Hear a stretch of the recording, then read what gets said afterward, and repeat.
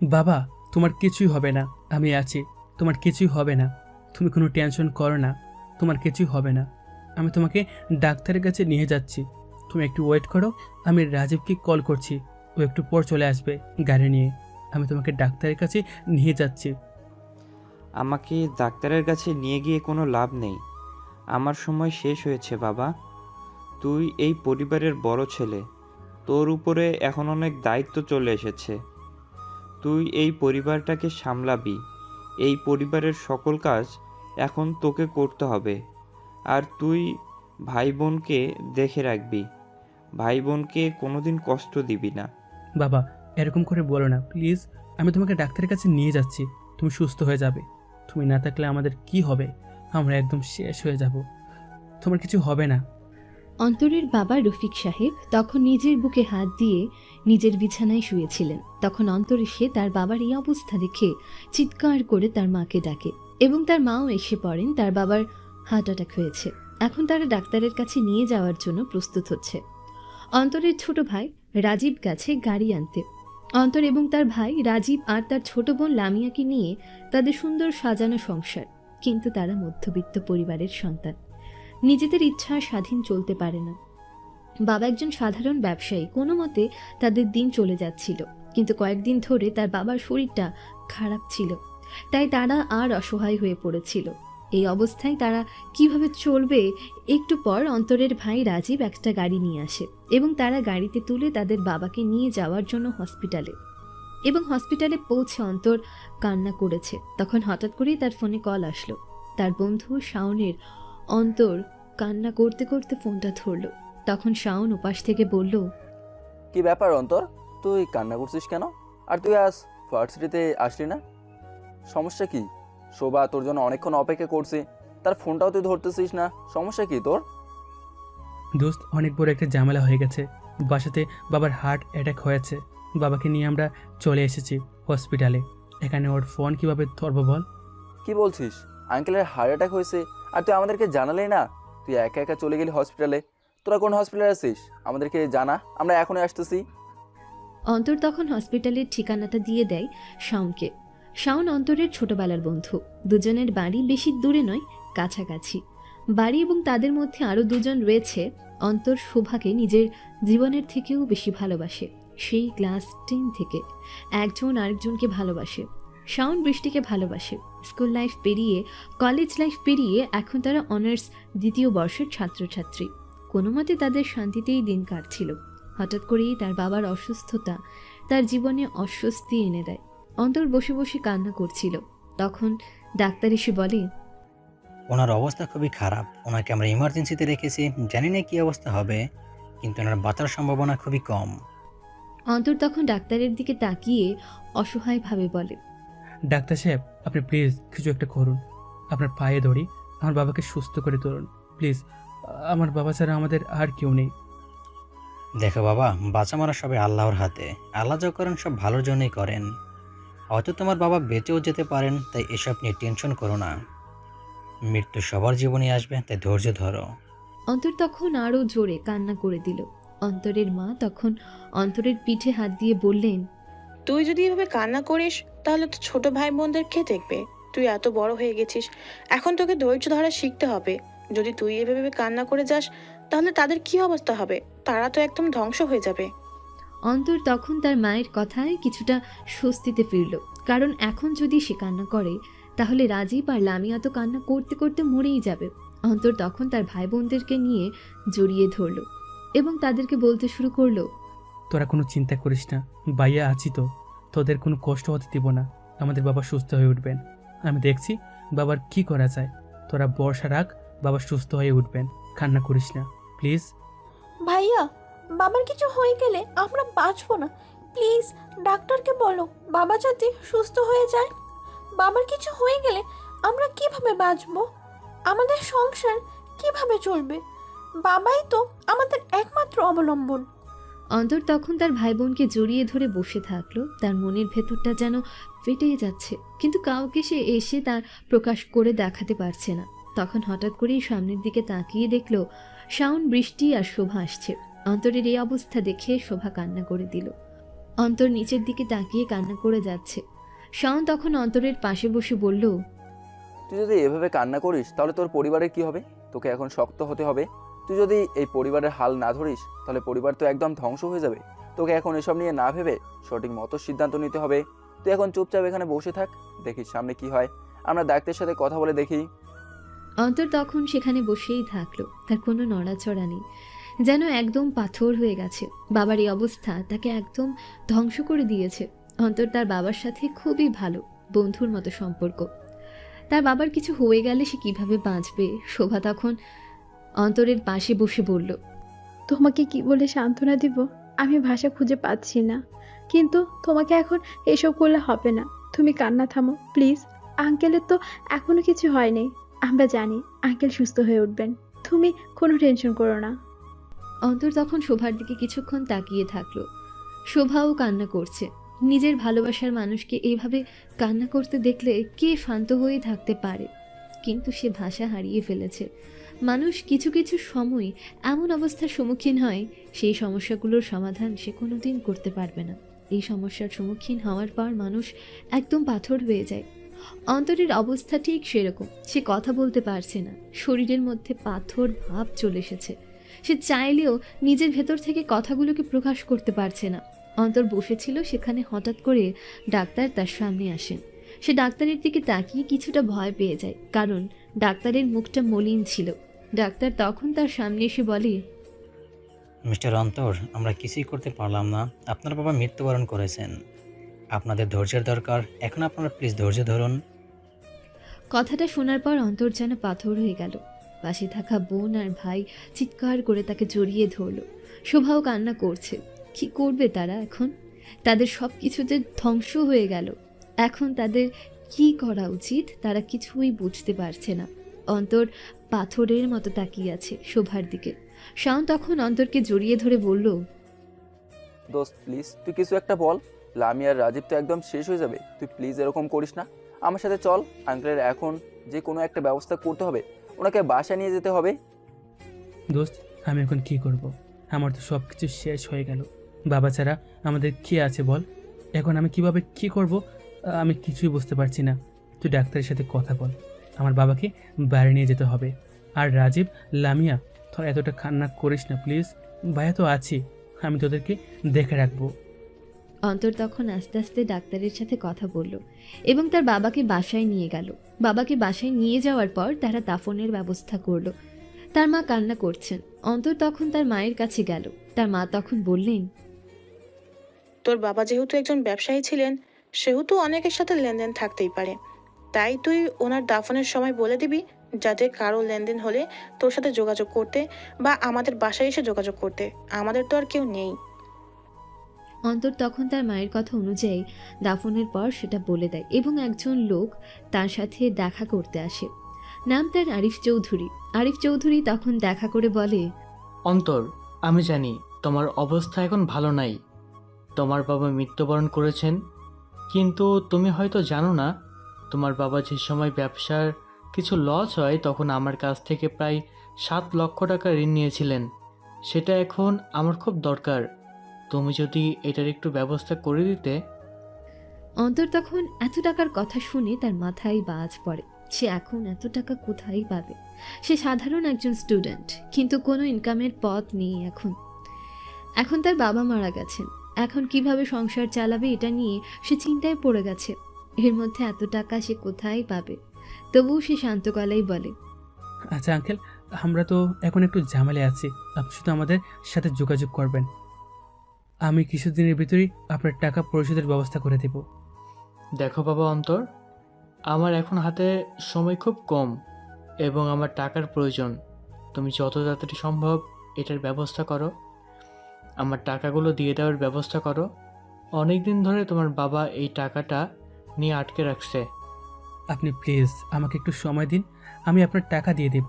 আপনি কোনো চিন্তা করবেন না, আপনার টাকা আমরা নিয়ে নেব না। আপনি আপনার টাকা পেয়ে যাবেন। আমাদের অবস্থা দেখতেই পাচ্ছেন। এরপরও আপনাকে আমি বলছি, আমি যেভাবেই হোক আপনার টাকা পরিশোধ করে দেব। আচ্ছা ঠিক আছে, তাহলে তোমাকে আমি 1 মাস সময় দিলাম। 1 মাসের ভিতরে তুমি আমার টাকাটা দিয়ে দিবে, ঠিক আছে? বলি আরিফ সাহেব সেখান থেকে চলে গেলেন। অন্তর মাথায় হাত দিয়ে বসে পড়ল। এখন সে কি করবে? তার কাছে এত টাকা কোথা থেকে আসবে? সে এখনো ছাত্র জীবনে সে কিভাবে এত টাকা পাবে? তখন সে তার মায়ের সাথে পরামর্শ করতে যায়। রাজীব আর লামিয়াকে জানায় না, কারণ রাজীব আর লামিয়া এসব জানলে তারা টেনশনে করতে করতে মরে যাবে। তখন সে তার মায়ের সাথে গোপনে গিয়ে কথা বলে। তার মাকে বলে, আম্মু, বাবা আরিফ সাহেবের কাছ থেকে প্রায় 7 লাখ টাকা ঋণ নিয়েছিলেন, সেগুলো এখনও তাকে দিতে হবে। সে আমাকে বলেছে 1 মাসের মধ্যে তার টাকা পরিশোধ করতে, কিন্তু এত টাকা আমরা কোথা থেকে পাবো? আমি তো কোনো ইনকাম করি না যে এত টাকা দিয়ে দেবো তাকে। কি করবো বাবা বল, এখন আমাদের যে অবস্থা, এখন তার টাকাও তো দিতে হবে, সেটা প্রাপ্য। তাহলে তার টাকাটা তাকে দিয়ে দিতে হবে, কিন্তু আমরা এত টাকা পাবো কোথা থেকে পাবো? আমাদের তো এখন কোনো ইনকামের রাস্তা নেই, তোকেই কিছু একটা করতে হবে। তুই কোনো একটা কাজের ব্যবস্থা কর। আচ্ছা আচ্ছা আম্মু, তুমি কোনো টেনশন করো না, আমি দেখছি কি করা যায়। আমাকে তো এখন যে কোনোভাবেই হোক একটা কাজের ব্যবস্থা করতে হবে, না হলে তো আমাদের সংসারও চলবে না, আর ওনার টাকাও দিতে পারবো না। কিন্তু আমি এমন কি কাজ করব যাতে আমি 1 মাসের ভিতর 7 লক্ষ টাকা পেয়ে যাব? এত টাকা তো কোনো দিনও আমরা একসাথে পেয়ে যাব না, তাহলে ওনাকে আমরা কিভাবে টাকা পরিশোধ করব? আচ্ছা, আগে তো কোনো একটা কাজের ব্যবস্থা কর, এরপর আমরা দেখছি কি করা যায়। ওনাকে বুঝিয়ে বলবো, যদি উনি রাজি হয় তাহলে তুই আস্তে আস্তে পরিশোধ করে দিবি। ওনার সাথে পরে আমরা কথা বলবো, আগে তো আমাদের সংসারটাকে সামলাতে হবে, তাই না?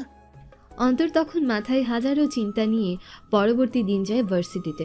তাকে ভার্সিটিতে দেখে সবাই অবাক হয়ে যায়, কারণ কালকেই তার বাবা মৃত্যুবরণ করেছেন। আজকে সে ভার্সিটিতে চলে এসেছে। শাওন তখন দৌড়ে গেল। দৌড়ে যাওয়ার পর গিয়ে অন্তরকে এনে এক জায়গায় বসে, তখন তারা 4 জন গোল হয়ে বসে। শাওন তখন বলে, অন্তর, তুই এত তাড়াতাড়ি ভার্সিটিতে চলে আসলি? তোর পরিবারের অবস্থা এখন দেখেছিস? এখন তোর পরিবারের পাশে থাকা জরুরি, কিন্তু তুই এখন ভার্সিটিতে চলে এসেছিস। ভার্সিটিতে পড়ে আসলেও পারতি।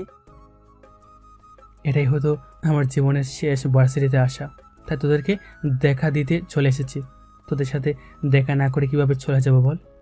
আমার এখন যে কোনো একটা কাজের ব্যবস্থা করতে হবে। খালি একজন লোক এসেছিল, সে বাবার কাছে প্রায় 7 লাখ টাকা পায়। এখন আমরা কিভাবে এত টাকা পাবো? কি বলছিস? এত টাকা তোরা এখন কোথায় পাবি? এখন তো তোদের হাতে টাকা থাকার কথা নয়। আর আঙ্কেলের যে অবস্থা ছিল, তাতে তো তোদের এই টাকা পরিশোধ করা একদম অসম্ভব হয়ে পড়বে। সেটা নিয়ে তো চিন্তায় আছি। পরিবারের কাউকে বলতে পারছি না, শুধু আম্মু আর আমি জানি, আর কেউ জানে না। আমাদের কোনো এমন আত্মীয় স্বজন নেই যার এত টাকা দিবে। এখন আমরা কীভাবে এত টাকা ম্যানেজ করব? আমাকে যে কোনো একটা কাজ করতে হবে, কিন্তু কি কাজ করব সেটাই খুঁজে পাচ্ছি না। আমাকে এত তাড়াতাড়ি কাজ দেবে কে? আর এক কাজ করে এত টাকা আমি 1 মাসের ভিতর কিভাবে জমা করব? আচ্ছা, তুই এসব নিয়ে পরে টেনশন করলে হবে। এখন তুই এক কাজ কর, তুই যে কোনো একটা অফিসে যা, গিয়ে চাকরির ব্যবস্থা কর। চাকরি না করলে কিভাবে পরিবার চালাবি? শোভা তখন অন্তরের দিকে শুধু তাকিয়েছিল। কি বলবে কিছুই বুঝতে পারছে না। নিজের ভালোবাসার মানুষ এমন অবস্থায় দেখতে পারে কয়জন? শোভার বাবা একজন বিখ্যাত ব্যবসায়ী, তার কোটি কোটি টাকার সম্পত্তি, কিন্তু শোভা তার বাবা মায়ের উপর কোনো কথা বলতে পারবে না। শোভা চেয়েছিল আস্তে আস্তে অন্তরকে সে কথাটা বলবে। তার বাবা মা তার বিয়ের ব্যবস্থা করছে, তাকে বিয়ের জন্য চাপ দিচ্ছে, কিন্তু শোভা বারবার না করেছিল। সে বলেছিল পড়াশোনা শেষ হলে বিয়ে করবে, কিন্তু অন্তরের এখন যে অবস্থা, তাতে অন্তর কিভাবে কি করবে কিছুই বুঝতে পারছে না। যদি এখন অন্তরকে এরকম মানসিক চাপ দেয়, তাহলে তো অন্তর একদম মারা যাবে। তাই সে চুপচাপ বসেছিল, তার মনটা খারাপ হয়ে গেল। তখন শোভা অন্তরের কাছে এসে বলল, তুমি কোনো চিন্তা করো না, আমি জানি তুমি পারবে। তুমি চেষ্টা করে দেখো, তোমার যে কোনো একটা চাকরি ঠিকই হয়ে যাবে। আর চাকরি হয়ে গেলে তোমাকে আর কেউ কিছু করতে পারবে না, তুমি এগিয়ে যাবে। হেই অন্তর, তুমি যে কোনো একটা কাজের ব্যবস্থা করো, আমরা সবাই তোমার পাশে আছি। আমরা সব সময় তোমার পাশে থাকবো, তুমি কোনো টেনশন করো না। তোমার যখন যেই সাহায্য লাগে শুধু আমাকে বলবে, আমি তোমাকে সাহায্য করার চেষ্টা করব। বৃষ্টি, তোমাকে আমার কোনো সাহায্য করা লাগবে না, কিন্তু তুমি যে বলেছো এতেই আমি খুশি। তোমরা শুধু আমার পাশে থাকবে। তোমাদেরকে যদি আমি এখন পাশে না পাই, তাহলে আমি একদম শেষ হয়ে যাব। আমি আমার পরিবারকে নিয়ে খুব চিন্তায় আছি।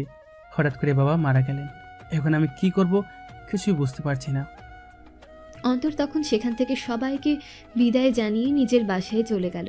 বাসায় গিয়ে চিন্তা করতে লাগলো পরবর্তী দিন থেকে সে চাকরির জন্য ইন্টারভিউ দিবে। ওদিকে শোভা নিজের বাসায় যাওয়ার পর তার আব্বু তার সামনে এসে বললেন, শোভা, তোমাকে আমি বলেছিলাম না তোমার বিয়ের ব্যাপারে কথা বলতে? তোমাকে 1 বছর ধরে বলছি যে আমার বন্ধুর ছেলে ইরফানের সাথে তোমার বিয়ে দিতে, কিন্তু তুমি তো কিছুই বলছো না। বাবা, তোমাকে আমি বলছি, আমার পড়াশোনা শেষ হলে আমি বিয়ে করব। প্লিজ, আমি নিশ্চয়ই বিয়ের জন্য বলবো। শোভা, তুমি আমাকে লুকানোর চেষ্টা করো না। আমি অনেক দিক থেকে শুনেছি যে তুমি একটা ছেলের সাথে ঘোরাঘুরি করো। এসব বাদ দিয়ে দাও, আর পড়াশোনা করার দরকার নেই। আর আমি ইরফানের সাথে কথা বলবো, সে তোমাকে নিয়ে পড়াশোনা করাবে। পড়াশোনা তো তুমি বিয়ের পরেও করতে পারবে, এখন বিয়েটা করে নিলেই তো হয়ে যায়। শোভা তখন আর কোনো কথা না বলে নিজের রুমে চলে যায়। সে কি করবে কিছুই বুঝতে পারছে না। এখন যদি সে অন্তরকে এসব বলে, অন্তর নিশ্চিত আত্মহত্যা করবে, কিন্তু অন্তরকে না বললেও তো সমস্যা। তখন সে রুমে বসে কান্না করতে থাকে। এই পরিস্থিতির মোকাবেলা তারা কিভাবে করবে? পরের দিন সকাল হতেই অন্তর বেরিয়ে পড়ে চাকরির ইন্টারভিউ দেওয়ার জন্য। একটা অফিসে যায়, সেখানে গিয়ে ইন্টারভিউ দেয়। ভালো ইন্টারভিউ দিল, কিন্তু শেষের একজন ম্যানেজার তার সামনে এসে বলল, মিস্টার অন্তর, আপনার যোগ্যতা আমরা দেখেছি। আপনি স্টুডেন্ট হলে কি হবে? আপনার মধ্যে আলাদা একটা যোগ্যতা আছে, আপনি পারবেন এই অফিসে চাকরি করতে। কিন্তু একটা সমস্যা আছে। কি সমস্যা স্যার? আমাকে বলুন। আমার এই চাকরিটা খুব দরকার। এই চাকরি না হলে আমার পরিবার পথে বসে যাবে। আপনি প্লিজ এই চাকরিটার ব্যবস্থা করে দিন। আপনি কী চান বলুন। দেখুন অন্তর, যে কোনো কাজ পেতে হলে কিন্তু আগে ইনভেস্টমেন্টের দরকার আছে। তোমাকে কিছু টাকা ইনভেস্ট করতে হবে, না হলে তুমি কিভাবে এই চাকরি পাবে? অন্তর তখন কথাটা শুনে আশ্চর্য হয়ে যায়। লোকটা কি কথা বলার চেষ্টা করেছে? তার মানে কি সে ঘুষের কথা বলছে? অন্তর তখন সোজাসুজি বলে দেয়, আপনি কি আমাকে ঘুষের জন্য বলতেছেন? আরে কি বলতেছ? ঘুষের কথা কেন বলবো তোমাকে? শুধু এটাই বোঝানোর চেষ্টা করছি যে যে কোনো কাজ করতে হলে তোমাকে প্রথমে ইনভেস্ট করতে হবে। সেই জন্য এই চাকরিটা যেহেতু তোমাকে ভালো একটা স্যালারি দিবে, সেজন্য তোমাকে আগে কিছু টাকা ইনভেস্ট করতে হবে। তুমি শুধু চাকরিটা কনফার্ম করার জন্য কিছু টাকা দিবে, আর কিছুই না। আপনি আমাকে সোজাসুজি না বলে এত গড়িয়ে পেঁচিয়ে কথা বলছেন কেন? আমি বুঝতে পেরেছি আপনি ঘুষের কথাই বলছেন, কিন্তু বিশ্বাস করুন, আমার পরিবারের এখন যে অবস্থা, তাতে আমার পক্ষে কোনো টাকা দেওয়া সম্ভব নয়। আর আপনি কত টাকা দাবি করছেন? দেখো, তুমি যখন এত করে বলতেছো, তখন আমি তোমার জন্য কিছুটা কম রাখতে পারি। দেখো, তুমি এই চাকরিটা করলে তোমাকে মাসে প্রায় 30,000 টাকা স্যালারি দেওয়া হবে। এতে করে তোমাকে এই চাকরিটা পেতে হলে প্রথমে তোমাকে প্রায় 2 লাখ টাকা দিতে হবে। যদি তুমি 2 লাখ টাকা ইনভেস্ট করতে রাজি থাকো, তাহলে তোমাকে এই চাকরি দেওয়া হবে। অন্য কেউ হলে আমি 5 লাখ টাকা বলতাম। দেখো, এখানে অনেক এসেছে এরকম যে 5 লাখ টাকা দিতে পারবে, কিন্তু তোমার অবস্থা দেখে আমি 2 লাখ টাকা বললাম। অন্তরের মাথায় বাজ পড়ে। সে 2 লাখ টাকা কোথা থেকে পাবে? এমনিতেই সে সমস্যায় আছে, এর মধ্যে 2 লাখ টাকা সে কোথা থেকে পাবে? তখন সে সেখান থেকে চলে আসে, কারণ এখন সে কী করবে কিছুই বুঝতে পারছে না। বিকালে নিজের রুমে বসে মাথায় হাত দিয়ে চিন্তা করছিল। হঠাৎ করে তার ফোনটা বেজে ওঠে। ফোনটা হাতে নিয়ে দেখে শোভা কল করেছে। হ্যাঁ শোভা, বলো। অন্তর, তুমি কোথায়? তোমার সাথে আমি একটু দেখা করতে চাই। প্লিজ, তুমি একবার আমাদের বাড়ির পাশে ওই রেস্টুরেন্টের সামনে আসো। আচ্ছা ঠিক আছে, তুমি ওয়েট করো, আমি আসতেছি। অন্তর তখন শোভার দেওয়া ঠিকানা অনুযায়ী সেই রেস্টুরেন্টে চলে যায়। সেখানে গিয়ে দেখে শোভা বসে আছে, তার মুখটা মনমরা। অন্তর তখন নতুন কিছু ভয়ের আভাস পাচ্ছিল। অন্তর তখন সামনে গিয়ে বলে, শোভা, তোমাকে এমন দেখাচ্ছে কেন? তোমার মুখের দিকে তাকিয়ে কেমন জানি মনে হচ্ছে। তোমার কি হয়েছে আমাকে বলো। আমার কিছু হয়নি অন্তর। তোমার কি চাকরি হয়েছে? তুমি কি চাকরির ইন্টারভিউ দিতে গিয়েছিলে? বলো আমাকে। শোভা, আমি চাকরির ইন্টারভিউ দিতে গিয়েছিলাম, কিন্তু সেখানে চাকরি পাওয়ার জন্য অনেক টাকা ঘুষের প্রয়োজন, কিন্তু আমার কাছে এখন একটা টাকাও নেই যে আমি ঘুষ দেব। তুমি জানো আমার পরিবারের অবস্থা, আমি কিভাবে ঘুষের টাকা দিব বলো। অন্তর, আমি তোমাকে একটা কথা বলতে চাই, কিন্তু কিভাবে বলবো বুঝে উঠতে পারছি না। তবুও আমার তো বলতেই হবে। অন্তর, তোমাকে এই কথাটা আমি এখন বললে তোমার হয়তো অনেক টেনশন হবে, কিন্তু আমি না বলেও থাকতে পারছি না। আমার বাবা আমাকে বিয়ের জন্য চাপ দিচ্ছে। আমি তোমার কথা কিভাবে পরিবারে বলবো? তুমি কোনো কাজও করছো না, তুমি একটা চাকরির ব্যবস্থা করো, এতে করে আমি আমার পরিবারকে কিছু একটা বলতে পারবো। অন্তর এই ভয়ের আভাস পাচ্ছিল। সে বুঝতে পারছিল শোভা তাকে এতদিন থেকে লুকাচ্ছে। শাওন তাকে আগেও বলেছিল এই বিষয়টা। বৃষ্টি আর শাওনের কাছ থেকে সে আগেই শুনেছিল এসব ব্যাপারে, কিন্তু কোনোদিন শোভা তাকে সরাসরি বলেনি। আজ সরাসরি বলে দিল। অন্তর তখন বলল, শুভা, তুমি কোনো টেনশন করো না, আমি একটা চাকরির ব্যবস্থা করে নিই। এরপর তোমার বাবা মায়ের সাথে আমি কথা বলবো। আমার পরিবার গিয়ে তোমার বাবা মায়ের সাথে কথা বলবে। তুমি কোনো চিন্তা করো না, আমি তাড়াতাড়ি একটা চাকরির ব্যবস্থা করছি। শোভার মুখে তখন কিছুটা হাসির ঝলক দেখতে পায় অন্তর। অন্তরের মনটাও খুশি হয়ে যায়, কারণ নিজের ভালোবাসার মানুষকে এতক্ষণ মনমরা দেখে তার মনের ভেতর কষ্ট হচ্ছিল। শোভা তখন অন্তরকে বলে, চলো, তুমি মনে হয় 2 দিন থেকে কিছুই খাওনি, এখানে আসো, কিছু খেয়ে যাও। অন্তর না করলেও শোভা জোর করে নিয়ে কিছু খাইয়ে দেয়। এরপর তারা সেখান থেকে চলে আসে। আসার সময় শোভা পেছন থেকে ডাক দিয়ে বলে, অন্তর, একটা কথা বলতে চাই। শোভার চিল্লানি শুনি অন্তর পেছন দিকে ফিরে তাকায়। তখন শোভাকে ইশারায় জিজ্ঞেস করে কি। তখন শোভা বলে, ভালোবাসি অন্তর। অন্তর কথাটা শুনে মুচকি হেসে পেছন ফিরে তাকিয়ে বলে, আমিও তোমাকে অনেক ভালোবাসি পাগলি। অন্তর এতক্ষণ চোখের জল আটকে রেখেছিল, কিন্তু বাসায় এসে হাউমাউ করে কাঁদতে শুরু করে। কারণ সে এখন কিভাবে চাকরির ব্যবস্থা করবে। আর শোভার বাবা অনেক ধনী লোক, তার সাথে কি তার মেয়ের বিয়ে দেবে? এসব ভাবতে ভাবতে সে ঘুমিয়ে পড়ে। যখন ঘুম থেকে ওঠে তখন দেখে রাত হয়ে গেছে। অন্তর তখন নিচে যায়। যাওয়ার পর রাজীব বলে, ভাইয়া, আমি এখন একটা কোনো কাজ করতে চাই, তুমি প্লিজ আমাকে না করো না। আমি একটা কাজ করব যাতে আমার পরিবারটা চলে। অন্তর নিজের ভাইয়ের মুখে এমন কথা শুনে কান্না করে দেয়। সে কি বলবে কিছুই বুঝতে পারছে না। তার ছোট ভাইটা কাজ করতে যাচ্ছে এসব ভাবছে। সে তখন দৌড়ে গিয়ে রাজীবকে জড়িয়ে ধরে বলে, প্লিজ ভাই, তুই এরকম কথা বলিস না। তুই এখন কাজ করবি কেন? ভাই এখনো বেঁচে আছে। আমি যতদিন বেঁচে থাকবো তোদের কোনো কাজ করতে দিব না। তোরা কোনো টেনশন করিস না, আমি একটা চাকরির ব্যবস্থা করতেছি। আমি কালকে গিয়েছিলাম ইন্টারভিউ দিতে, আমার চাকরি হয়ে যাবে। তুই কোনো চিন্তা করিস না ভাই, তোকে কোনো কাজ করতে হবে না। তুই কোনো কাজ করবি না, তুই পড়াশোনা নিয়ে ব্যস্ত থাক। এসব নিয়ে টেনশন করিস না প্লিজ। কিন্তু ভাইয়া, তুমি কি একা পারবে এসব? তোমার ওপর এখন অনেক চাপ। একদিকে যেমন আরিফ চৌধুরীর টাকার দরকার, সেরকম আমার পরিবারের তো টাকার প্রয়োজন। তুমি এত টাকা কোথা থেকে পাবে? তুমি এত কাজ করলে তো অসুস্থ হয়ে পড়বে। আমি একটা কাজ করতে চাই, প্লিজ আমাকে না করো না। রাজীব, তুই কোনো চিন্তা করিস না, ভাই একটা কাজের ব্যবস্থা করে নিব। বলেছি তো তোকে, তাহলে তুই কেন এত টেনশন করছিস? কেন? আমি একটা কাজের ব্যবস্থা করে নিলে সব কিছুর সমাধান হয়ে যাবে। তুই এসব নিয়ে টেনশন না করে নিজের পড়াশোনা নিয়ে ভাব। তখন তারা ডিনার করে নিজেদের রুমে চলে যায়। অন্তর আর তার মা বসে আছে। অন্তর তখন তার মাকে বলে, আম্মু, আমি গিয়েছিলাম একটা অফিসের চাকরির জন্য। সেখানে আমি ইন্টারভিউ দিয়েছিলাম, ভালো ইন্টারভিউ দিয়েছিলাম, কিন্তু তারা আমার কাছে 2 লক্ষ টাকা ঘুষ চাইছে। আমি কিভাবে ঘুষের টাকা দেব? ঘুষের টাকা দিয়ে আমি কিভাবে চাকরি করব বলো? আমাকে তো এখন ভালো একটা চাকরি করতে হবে, কিন্তু ভালো চাকরি করতে গেলে অনেক টাকার ঘুষের প্রয়োজন। আমি এত টাকা পাবো কোথা থেকে বলো? কিন্তু বাবা, এখন তো আমাদের এর টাকার প্রয়োজন। টাকা না হলে কিভাবে কি করবি? আমি দেখি তোর মামার সাথে কথা বলে, যদি তোর মামা তোর জন্য কোনো একটা ব্যবস্থা করে দেয় তাহলে তো ভালোই হয়। কালকে তোর মামা মামি আসবে আমাদের সাথে দেখা করতে, তখন আমি তোর মামাকে বুঝিয়ে বলবো। যদি তোর মামা কোনো একটা ব্যবস্থা করে তাহলে তো ভালোই হয়। তোর মামাদের আমরা কত সাহায্য করেছি। অন্তর তখন কিছুটা স্বস্তি পায়। তার মামারা এখন ভালো অবস্থানে চলে গেছে, দুজনেই ভালো চাকরি করে। তাদের অফিসে অন্তরের জন্য একটা চাকরির ব্যবস্থা করে দিলে ভালোই হয়। তখন অন্তর রাতে শোভাকে কল করে। শোভাকে কল দিয়ে বলে, শোভা, তুমি কোনো টেনশন করো না। আম্মু বলেছে মামাদের সাথে কথা বলবে। আমার মামারা দুজনেই চাকরিজীবী, তাদের অফিসে আমার যে কোনো একটা চাকরি হয়ে যাবে। তখন তোমার বাবা মায়ের সাথে আমি কথা বলবো। তুমি প্লিজ এসব নিয়ে টেনশন করো না, মনোযোগ দিয়ে পড়াশোনা করো।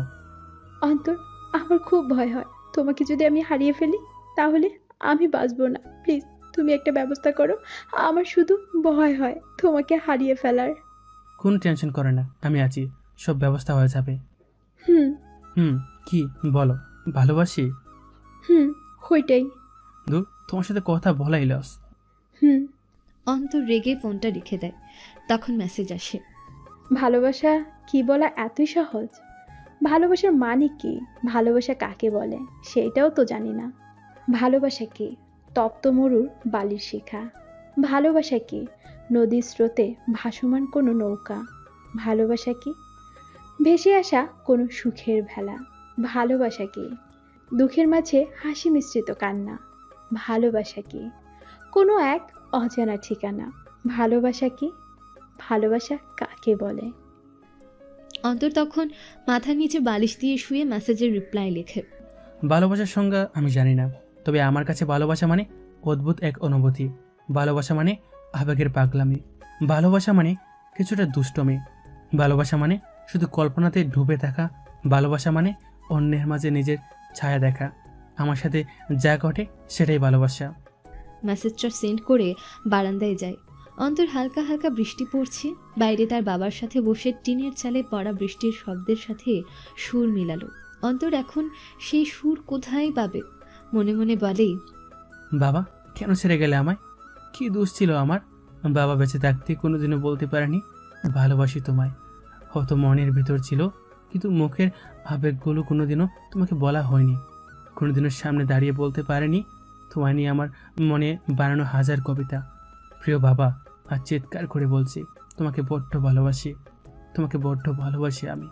ভালোবাসি তোমাকে। এইসব ভাবছিল আর কান্না করছিল। মানুষের জীবনে এমন কিছু মুহূর্ত আসে যেগুলো মানুষ চাইলেও উপেক্ষা করতে পারে না।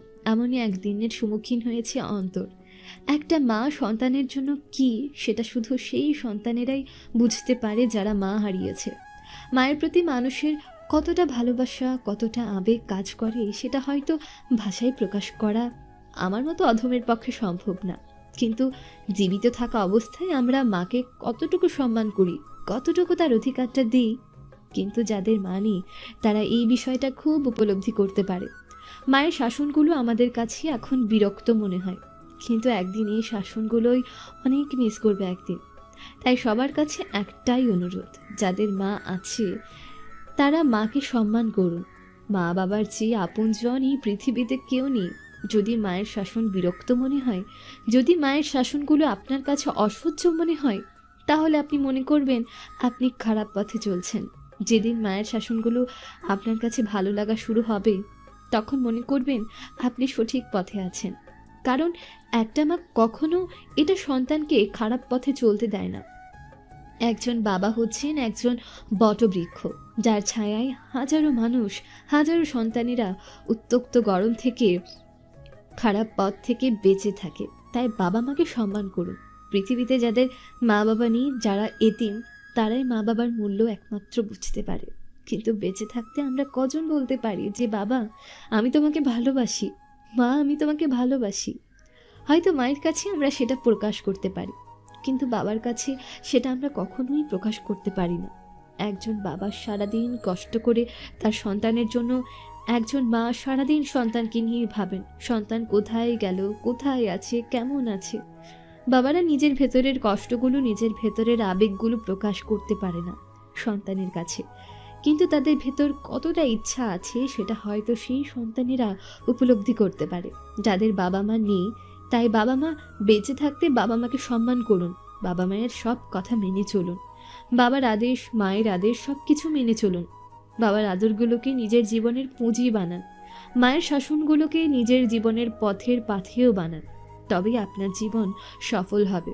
যদি আপনি আপনার মায়ের শাসনগুলোকে বিরক্ত মনে করে, বাবার শাসনগুলোকে অসহ্য মনে করে, তাহলে আপনার এই পৃথিবীতে বেঁচে থাকার কোনো অধিকার নেই। আপনি হবেন এই পৃথিবীর সবচেয়ে খারাপ সন্তান, এই পৃথিবীর সবচেয়ে বাজে লোক। একজন মা যদি ভুল পথে চলেন, একজন বাবা যদি ভুল পথে চলে, তবুও তিনি কখনোই নিজের সন্তান ভুল পথে চালাতে চান না। একজন বাবা যদি চুরি করেন, তিনি কখনোই চান না তার সন্তান চোর হোক। একজন মা যদি খারাপ কাজ করেন, তখন তিনি কখনোই চান না তার সন্তানও এরকম খারাপ কাজে জড়িয়ে পড়ুক। হয়তো পরিস্থিতির শিকার হয়ে অনেকেই খারাপ পথে পা বাড়িয়েছে, কিন্তু তারা কখনোই চায় না নিজের পরবর্তী প্রজন্মগুলো এরকম হোক।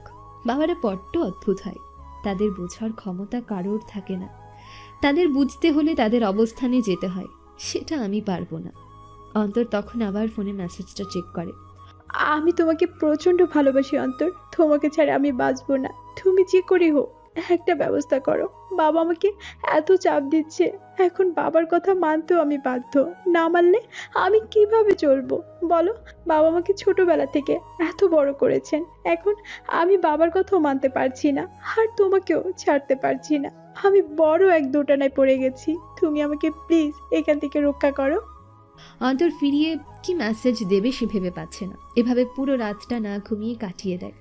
পরের দিন সকালে সে অপেক্ষা করতে থাকে তাকে কিভাবে কি করবে। তখন তার মামা মামি আসে, তাদের সাথে সব বিষয়ে আলোচনা করে। সে অন্তরকে ডেকে নিয়ে যায়। তার মামা মামি আর তার মা লামিয়া আর রাজীবকে তারা আলাদা রুমে পাঠিয়ে দেয়, কারণ তারা কিছু গুরুত্বপূর্ণ কথা বলবে যেটা লামিয়া আর রাজীব শুনবে না। দেখো ভাইয়া, আমার স্বামী মারা গেছেন। এখন আমি খুব বড় একটা সমস্যায় পড়ে গেছি। তোমাদের তো ভালো চাকরি আছে, তোমরা দেখো যদি আমার ছেলেটার জন্য একটা ব্যবস্থা করতে পারো। আমার ছেলেটা কি করবে কিছুই বুঝে উঠতে পারছে না। সে একদম ধ্বংস হয়ে গিয়েছে। আমার পরিবারটা একদম শেষ হয়ে গিয়েছে।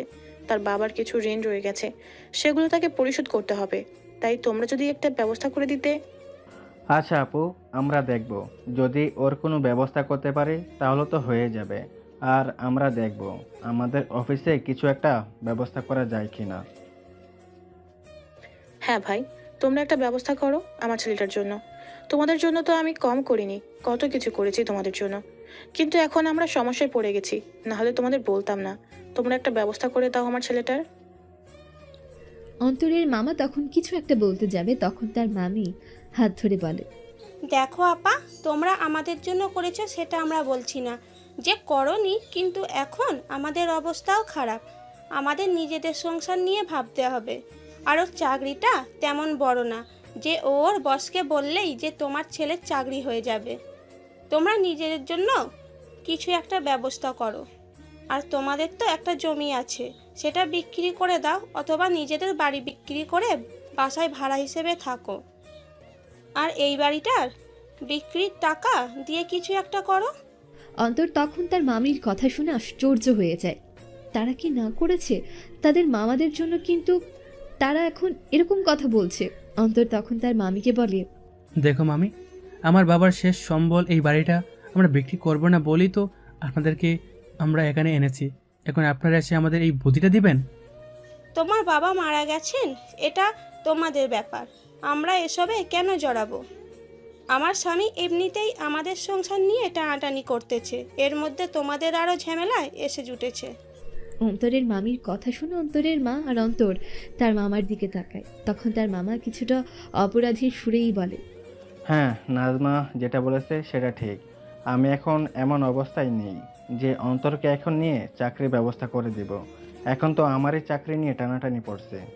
অন্তরের মা তখন বুঝতে পারে তার ভাই তার মতো পোল্টি নিয়েছে। তার বউয়ের কথায় তখন সে রেগে গিয়ে ভাইদের উদ্দেশ্য করে বলে, তোরা আমার সামনে থেকে চলে যা। তোদেরকে আমি আর আমার চোখের সামনে দেখতে চাই না। তোরা দুই ভাইয়ের জন্য আমি কি না করেছি। আমার স্বামী ব্যবসা করেছে, তখন আমি নিজেদের টাকা বাঁচিয়ে তোদেরকে আমরা টাকা দিয়েছি, তোদের চাকরির ব্যবস্থা করে দিয়েছি। কিন্তু আজ তোরা আমার ছেলের জন্য একটা চাকরি ম্যানেজ করতে পারছিস না। তোদের আর আমি নিজের ভাই বলে পরিচয় দিতে পারবো না। এই মুহূর্তে আমার সামনে থেকে চলে যা। তোদেরকে আমি সহ্য করতে পারছি না। হ্যাঁ হ্যাঁ, আমাদের সহ্য করতে পারবে না। নিজের ছেলের উপর পড়েছে তো, তাই আমাদের সাথে এরকম করতেছো। যাও, দেখবো তোমরা কি করতে পারো, পরে আবার আমাদের পায়ে এসে পড়ো না। অন্তর তখন রেগে গিয়ে তার মামাকে কিছু বলতে যাবে, তখন তার মা ইশারায় শান্ত হতে পারে। অন্তর তখন তার মায়ের কথাই শান্ত হয়ে যায়। মামা মামি চলে যায় সেখান থেকে, এবং অন্তর নিজের বাসা থেকে বেরিয়ে আসে। বাইরে বের হয়ে আসলো অন্তর। একটা ছেলের জন্য বেকার ঘরে বসে থাকা কতটা কষ্টদায়ক সেটা একমাত্র বেকার ছেলেরাই বুঝতে পারে। প্রতিটা মুহূর্তে পরিবারের চাপ, বিভিন্ন মানুষের বিভিন্ন রকম কথাবার্তা, সব কিছু সামলে নিজের ঘরে বসে থাকাটা একটা ছেলের পক্ষে কতটা কষ্টদায়ক সেটা একটা মেয়ে কখনোই উপলব্ধি করতে পারবে না। সারাদিন নিজের মানসিক চাপ সামলে ওটা যে কোনো কারোর পক্ষে অসম্ভব। অন্তরের পক্ষে তো আরও অসম্ভব হয়ে গিয়েছিল। অন্তর তো প্রতি মুহূর্তের প্রতিটা সেকেন্ডে সেকেন্ডে অপমানিত হচ্ছিল নিজের মনের কাছে, নিজের বিবেকের কাছে। এই অপমান সহ্য করার মতো ক্ষমতা তার হারিয়ে গিয়েছিল। মানুষের ধৈর্যের একটা সীমা থাকে, কিন্তু যখন সেই সীমা লঙ্ঘন হয়ে যায় তখন মানুষ পাথরের মতো হয়ে যায়। অন্তর এখন পাথর হয়ে গেছে। কেউ কিছু বললে তার এখন আর কষ্ট হয় না, ভেতরটা তার জ্বলে পুড়ে শেষ হয়ে গেছে। রাস্তার পাশে দাঁড়িয়ে বিভিন্ন চাকরিজীবী মানুষদের আসা যাওয়ার দৃশ্য দেখছিল। এক সময় সেও এরকম যাওয়া আসা করবে, এটাই স্বপ্ন। নিজের ভাই বোনদের খরচগুলো দিতে পারবে, বড্ড ইচ্ছা। কিন্তু হায়, এমন একদিন আসলো যেদিন শুধুমাত্র একটা চাকরির জন্য তাকে রাস্তাঘাটে অপমানিত হতে হচ্ছে, এমনকি তার নিজের মায়ের কাছে অপমানিত হতে হচ্ছে। একটা ছেলে যখন নিজের ঘরে বেকার অবস্থায় বসে থাকে তখন পরিবারের কেউই তাকে পছন্দ করে না। কিন্তু একটা চাকরি জোগাড় করা কতটা কষ্টকর সেটা কি কেউ জানে? আজ দেশের প্রায় অর্ধেক মানুষ বেকার ঘোরাফেরা করছে, কিন্তু আমাদের সমাজে এখন নারীরা প্রাধান্য পাচ্ছে। নারীরা প্রাধান্য পাচ্ছে বলতে বোঝানো হচ্ছে যে কোনো ক্ষেত্রে নারীদেরকে সহজ পথ দেখানো হচ্ছে। যখন একটা ঘরের মধ্যে 2টা মেয়ে চাকরিজীবী হয় তখন তাদের টাকায় কখনোই একটা সংসার চলে না, পুরুষের টাকায় সংসার চলে। যদি কোনো একটা স্থানে 20 জন পুরুষ চাকরিজীবী হয় তখন সেই 20 জন পুরুষের টাকায় 20টা সংসার চলে। কিন্তু 10টা মেয়ে চাকরিজীবী হলে সে 10টা মেয়ের টাকায় হয়তো 20টার মধ্যে মাত্র 2টা মেয়ে এমন পাওয়া যাবে যাদের টাকায় সংসার চলে। বাকিরা সবাই শখের বসে চাকরি করে। কিন্তু এই শখের বসে চাকরির কারণে কতটা ছেলেকে বেকার ঘুরতে হয় সেটা কেউ কখনো কল্পনাও করে না। যেখানেই যাবেন এখন দেখবেন নারীটা সুবিধা পাচ্ছে, কিন্তু এই নারীবাদী সমাজের ক্ষেত্রে পুরুষেরা অবহেলার শিকার হচ্ছে। আগে নারীরা অবহেলিত ছিল, বারবার তাদেরকে অপমান অত্যাচার করা হতো, কিন্তু এখন নারীরা উপযুক্ত সম্মান পাচ্ছে, কিন্তু পুরুষরা অবহেলিত। আমি নারীবাদী সমাজের বিরোধিতা করছি না, শুধু এটাই বলতে চাচ্ছি যে কোনো জায়গায় যোগ্যতার ক্ষেত্রে যে চাকরি পায় সেখানে সে চাকরি পাক, এতে কোনো সমস্যা নেই।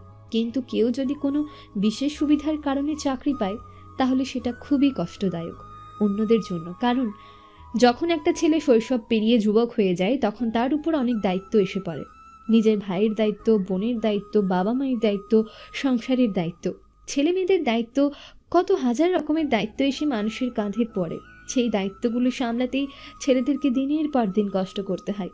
কিন্তু যখন একটা ছেলে বেকার করে বসে থাকে তখন তার সেই দায়িত্বগুলো কে পালন করবে? একটা ছেলে অচল হয়ে গেলে একটা পরিবার অচল হয়ে যায়। তার কাছে অত টাকাও নেই যে কোনো কোম্পানিতে ঘুষ বা অন্য কিছু দিয়ে চাকরি পেয়ে যাবে বা কোনো বিশেষ সুবিধা নেবে, সেই পরিমাণ সামর্থ্য তার কাছে নেই। কাউকে বললেও এখন তাকে কোনো সাহায্য করবে না, কারণ সে এখন নিজের মাথার উপর ঋণের বোঝা চাপিয়ে রেখেছে। যখন অন্তরের বাবা বেঁচে ছিল, অন্তরের বাবার ব্যবসার টাকা থেকে তার মা নিজের ভাইদেরকে অনেক সহযোগিতা করেছে। তারা খুব সুখে শান্তিতে সংসার চালাচ্ছিল। কিন্তু যখনই তারা বিবাহিত হয় তখন তাদের মধ্যে ফাটল সৃষ্টি হলো। তাদেরকে তাদের বউয়েরা বিভিন্ন রকম বুদ্ধি দিতে শুরু করলো তাদের ভবিষ্যৎ সম্পর্কে। হয়তো তারা সুন্দর ভবিষ্যতের জন্য পরামর্শ দিচ্ছিল, কিন্তু এতে করে তাদের বর্তমানটা ধ্বংস হয়ে যায়, তাদের সম্পর্কের মধ্যে আলাদা একটা চির ধরে যায়। আমাদের সমাজে এভাবেই বিভিন্ন সম্পর্ক ধ্বংস হয়ে যায় শুধুমাত্র কিছু নারী পুরুষের কারণে। 2টা ভাইয়ের মধ্যে কত সুন্দর সম্পর্ক থাকে বা ভাই বোনের মধ্যে কত সুন্দর মধুর সম্পর্ক থাকে, কিন্তু যখনই একটা ছেলের বিয়ে করে তখন তার বউ পরামর্শ দিতে শুরু করে। আমি সবার কথা বলছি না, তবে সমাজের অধিকাংশ মেয়েরা নিজের স্বামীকে ভবিষ্যৎ সম্পর্কে ধারণা দিতে থাকে। তখন ছেলেটা নিজের পরিবারকে অবহেলা করে নিজের ভবিষ্যৎ নিয়ে ভাবতে শুরু করে। এতে করে পরিবারের মানুষেরা অনেক কষ্ট পায়। অন্তর রাস্তার পাশে দাঁড়িয়ে কান্না করছিল। ছেলেরা নাকি সহজে কাঁদে না, তাহলে অন্তর কাঁদছে কেন? তাহলে তো তার বুকটা ফেটে যাচ্ছে। এক এক সময় ইচ্ছে করে এই পৃথিবী ছেড়ে চলে যেতে, কিন্তু যেতে পারি না আমরা, কারণ অজানা একটা বাধা পেছন দিক থেকে আটকে ধরে। ছেলেরা মরতে পারে না, ছেলেরা আত্মহত্যা করতে পারে না। ছেলেদের জীবনই মনে হয় এরকম। এরপর বাসায় গেল। বাসায় গিয়ে যখন ডিনার করতে বসলো পরিবারের সবাই, তখন তার মা বলল, অন্তর, আমি একটা সিদ্ধান্ত নিয়েছি। সেটা খুবই কঠিন একটা সিদ্ধান্ত, আমি বুঝতে পারছি, কিন্তু তোকে এখনই এই কাজটাই করতে হবে। এছাড়া আমাদের হাতে আর কোনো উপায় নেই। কি সিদ্ধান্ত বলো? তুমি যেটা সিদ্ধান্ত নেবে আমি সেটা মেনে নেব। তোমার কোনো টেনশন নেই, তুমি বলো আমাকে। তোর বাবার দেওয়া আমার কাছে কিছু গহনা আছে।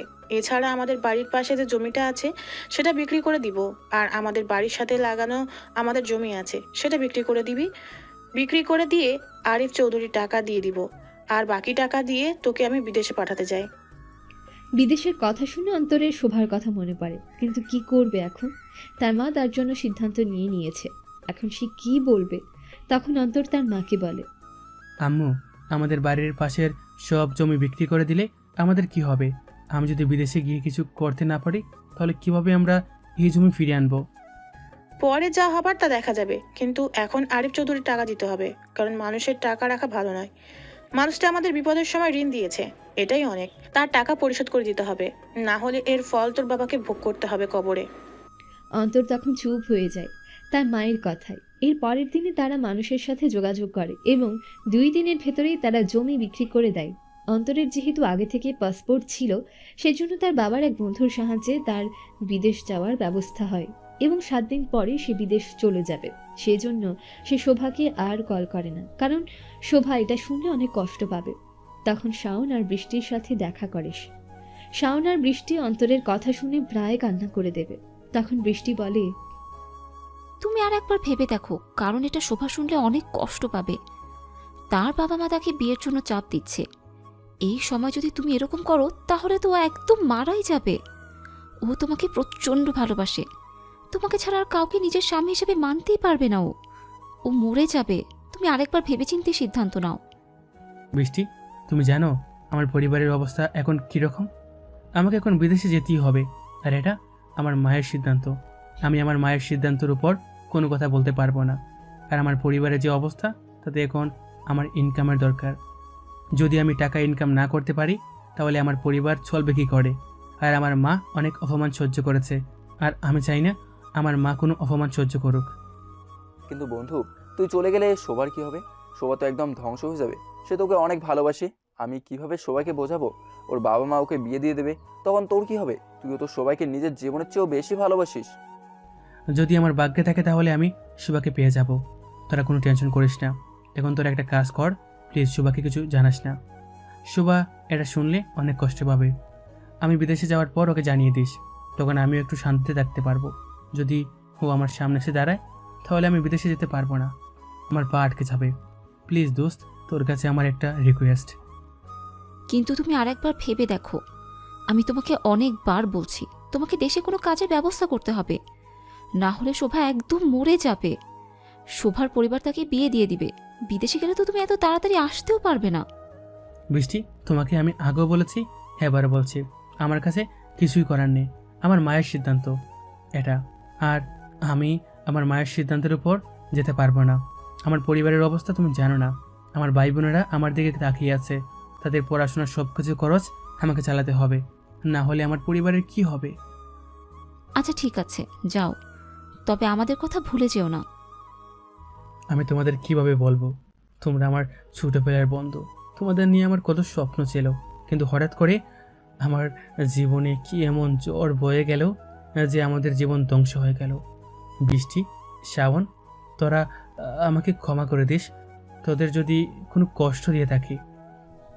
বলেই কান্নায় ভেঙে পড়ল অন্তর। বৃষ্টি আর শাওনও কান্না করছে। তাদের 3 বন্ধুর কান্নাতে যেন আকাশ মাটি কেঁপে উঠেছে। সঙ্গে সঙ্গে বৃষ্টি শুরু হলো। এরপর তারা নিজেদের বাসায় ফিরে আসলো। বাসায় আসার পর থেকে অন্তর কান্না করছে, লুকিয়ে লুকিয়ে। মায়ের সামনে কান্না করতে পারছিল না। তখন হঠাৎ করেই তার মা তার পেছনে দাঁড়িয়ে বলল, আমি জানি বাবা, তোকে অনেক কষ্ট দিয়ে ফেলেছি, কিন্তু বিশ্বাস কর, আমার হাতে কিছুই করার নেই। তোকে এখন যেতেই হবে, না হলে আমার পরিবারের কি হবে, তোর ভাই বোনেদের কি হবে? অন্তর তখন পেছনে ফিরে তার মাকে জড়িয়ে ধরল। এভাবে 7 দিন কেটে গেল। আজ অন্তর চলে যাচ্ছে বিদেশে। প্লেনে বসে আছে, তার মা ভাই বোনেরা তাকে বিদায় দিতে এসেছে। সবার দিকে তাকিয়ে সে বিদায় জানিয়ে চলল দুবাইয়ের উদ্দেশ্যে। যাওয়ার পথটা যেন মনে হচ্ছিল তার কাছে জাহান্নামের পথ। কি এমন কষ্ট তার ভেতরে চেপে বসেছিল। এদিকে শোভা কল করতেই আছে অন্তরকে, কিন্তু অন্তরের ফোন বন্ধ। শোভা তখন কি করবে কিছুই বুঝে উঠতে পারছিল না। সে শাওন আর বৃষ্টির সাথে দেখা করে তারা কিছু বলছে না, চুপচাপ বসে আছে। শোভা তখন শাওনের সামনে দাঁড়িয়ে বলল, শাওন, আমি জানি তুই সব কিছু জানি, প্লিজ আমাকে বল, আমি অন্তরকে ছাড়া বাঁচবো না। অন্তর কোথায় গেল? ও কেন ফোন রিসিভ করছে না? প্লিজ আমাকে বল, আমি মরে যাব। আমি কিন্তু আত্মহত্যা করব তোমরা যদি আমাকে সত্যি কথা না বলো। বৃষ্টি তখন দৌড়ে গিয়ে শোভাকে জড়িয়ে ধরে। শোভা কান্নায় ভেঙে পড়ে। বৃষ্টি তখন আস্তে আস্তে বলে, অন্তর ওর পরিবারের জন্য বিদেশে চলে গেছে। তুই ওর জন্য একটু অপেক্ষা করিস দোস্ত, না হলে অন্তর মারা যাবে। অন্তর অনেক কষ্ট পেয়েছে যাওয়ার সময়, কিন্তু তুই কষ্ট পাবি তাই সামনে যায়নি। তোকে কষ্ট দিতে চায়নি বলে সে চলে গেছে, তোকে না জানিয়ে। শোভা যেন কথাটা শুনি একদম শেষ হয়ে গেছে। সে চিৎকার করে কান্না করতে লাগলো। শাওন তখন শোভাকে ধরে বসিয়ে বলল, প্লিজ শোভা, কান্না করো না। আমি জানি অন্তরের কিছুই করার ছিল না। যদি ওর সাধ্য থাকতো তাহলে কোনোদিন সে দেশের বাইরে যেত না। অবশ্য তোমাকে ছেড়ে ও কোনোদিন যেতও না। প্লিজ ওকে ভুল বোঝো না। আমি আমার বন্ধু হয়ে তোমার কাছে একটাই রিকোয়েস্ট করছি, তুমি ওকে ভুল বোঝো না। শুধু তোমার জন্য ও নিজের জীবন দিতে পারে। শাওন, ও ও এই কাজটা করতে পারলো? কেন করলো আমার সাথে এমন? ও আমাকে জানিয়ে যেতে পারতো। কিন্তু আমার পরিবারে তুমি জানো কিভাবে আমার উপর বিয়ের জন্য চাপ দিচ্ছে। এদিকে আমি অন্তরকে ছাড়া বাঁচবো না। এখন আমি কি করব? তুমি আমাকে বলে দাও। আমি আত্মহত্যা করব। আমার আর কোনো উপায় নেই বেঁচে থাকার। কি বলছিস দোস্ত? তুই আত্মহত্যা করবি মানে?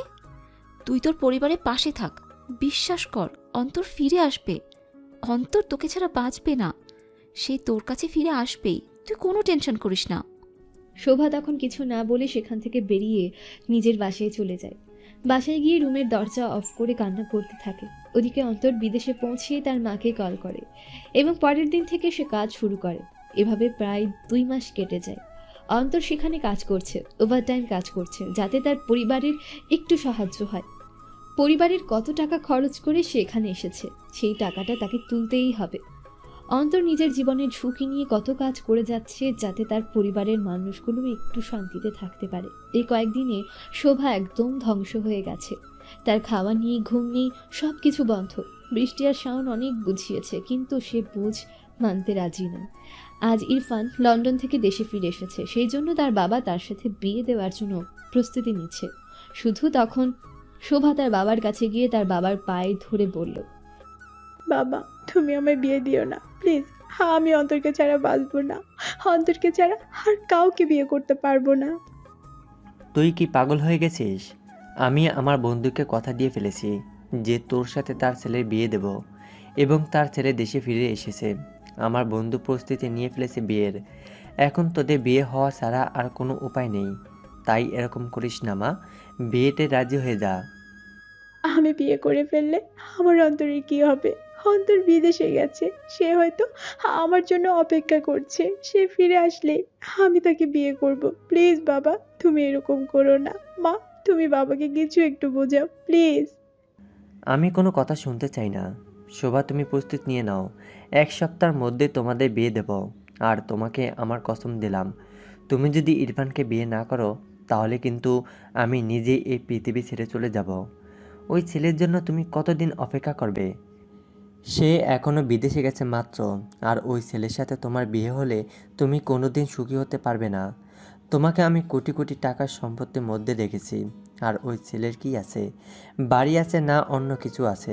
কিছুই নেই। ওই ছেলেটা একদম নিঃস্ব। ওর সাথে তোমার বিয়ে আমি কোনোদিনই দেব না। এই স্বপ্ন তুমি দেখা বাদ দিয়ে দাও। না বাবা, আমি অন্তরকে ছাড়া আর কাউকে বিয়ে করব না। যাই হয়ে যাক না কেন, আমি অন্তরকে বিয়ে করব। আমি অন্তরকে ভালোবাসি নিজের জীবন থেকেও বেশি। তাই এসব না করে আমাকে শান্তি মতো থাকতে দাও প্লিজ বাবা। শোভার বাবা তখন রেগে গিয়ে শোভাকে একটা রুমের মধ্যে বন্দি করে রাখে এবং সেখানে তার মাকে লাগিয়ে দেয়, যাতে তার মা তার মেয়েকে পাহারা দিতে পারে। এবং শোভা ভেতরে কান্না করতে থাকে। সে আর বাঁচতে চায় না, তার বাঁচার ইচ্ছা একদম শেষ হয়ে গেছে। কিন্তু তার বাবার কথা ভেবে সে কি করবে? কেন তার সাথে এমনটা করলো? তখন সে চিৎকার করে বলল, অন্তর, তুমি কেন এমনটা করলে? তুমি কেন আমাকে ছেড়ে চলে গেলে? আমি দেখো এখন কি সমস্যায় পড়েছি। এখন আমি কি করব কিছুই বুঝতে পারছি না। প্লিজ ফিরে আসো, আমি তোমার জন্য অপেক্ষা করছি। তুমি প্লিজ আমার কাছে ফিরে আসো না। বিষণ্ণতায় অস্থির হয়ে আছে হৃদয়, নীরবতার আঘাতে যেন আরো রক্তাক্ত। অন্ধকারের ঢিল ছোড়ার মতোই খুঁজে ফিরি নিজেকে। আজকাল পুরনো সুরটাও ভালো লাগে না। জীবনের নাটকের অভিনয় মিথ্যা অভিনেতার মতো অভিনয় করে যাচ্ছি। পাওয়া না পাওয়া হিসেবে মিলাতে বড়ই অস্থির লাগে। তাই বুক ভরা দৃষ্টি দিয়ে চেয়ে আছি আকাশ পানে। ওগো, তুমি এসো, আজ যে ভালোবাসার বসন্ত। আবারও গান ধরবো তোমায় নিয়ে। কেমন করে হায় ভুলবো তোমাকে বন্ধু, তোমায় আমি ভালোবাসি। আগুন আর কতটুকুই পুড়িয়েছে আমার জীবনকে। সীমাবদ্ধ কার ক্ষয়, সীমিত বিনাশ। মানুষের মতো হার হতো নয়। আগুন সোনালি সন্ত্রাস। আগুন পুড়ালে তবুও কিছু রাখে, কিছু থাকে, হোক না ধূসর শ্যামল রঙের ছাই। মানুষ পুড়ালে কিছুই রাখে না, কিছুই থাকে না। খা খা বিরান, আমার কিছুই নেই। আমি শেষ, আমি ধ্বংস। ওদিকে অন্তর কাজে গিয়েছিল। সেইখানে এক আরবের একটা গ্লাস ভেঙে দিয়েছিল। তখন সেই লোকটা অন্তরকে অনেক মেরেছে। অন্তরের হাত কেটে গেছে, কিন্তু সে রুমে বসে থাকতে চাইছেই না। তখন তার এক রুমমেট মেহেদি তাকে ধরে নিয়ে বসায় এবং বলে, অন্তর, তুমি যেরকম কাজ করতেছো এরকম আর কিছুদিন করলে তুমি একদম মরে যাবে। তুমি এরকম কাজ করা বন্ধ করে দাও। তুমি আমাদের মতো কাজ করবে। তুমি যা টাকা পাবে তাতে তোমার চলে যাবে।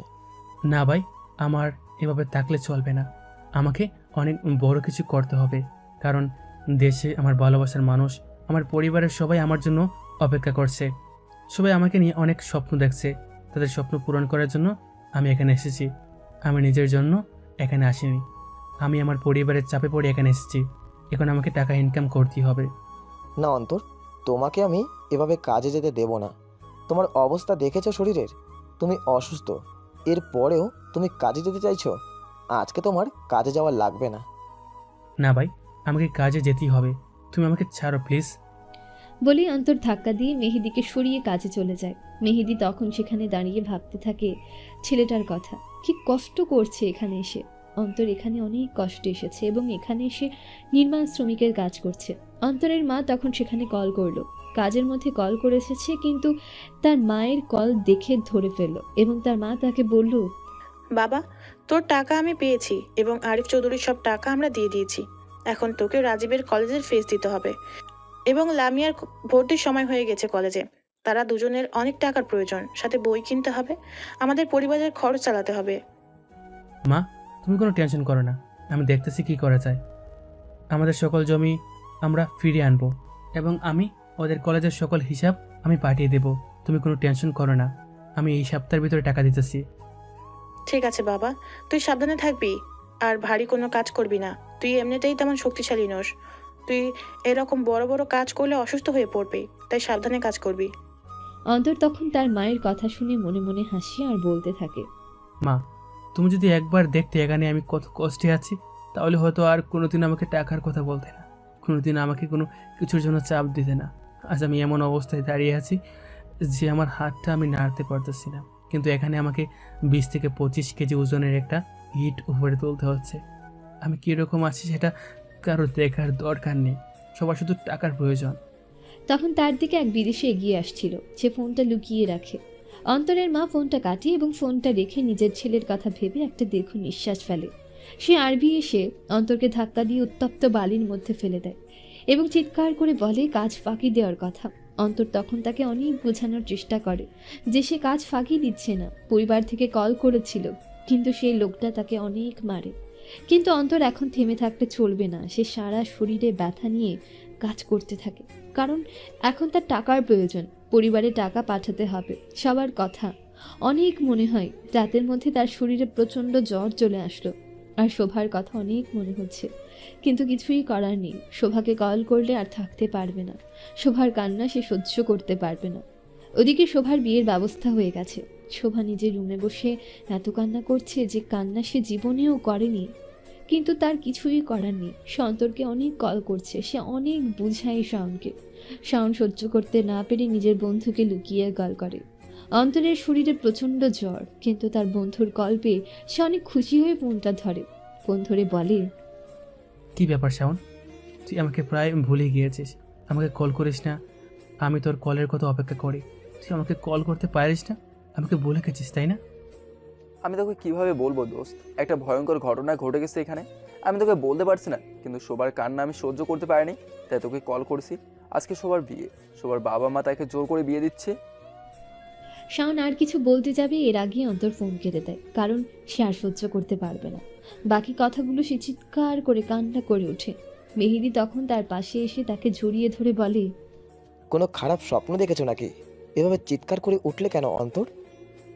জীবনের সব থেকে বড় খারাপ স্বপ্ন আজ আমি দেখে ফেলেছি।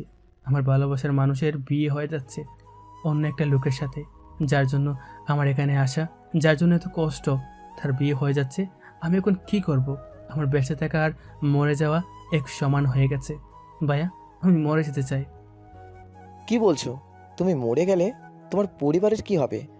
তুমি তোমার পরিবারের জন্য এখানে এসেছো, কি করবে?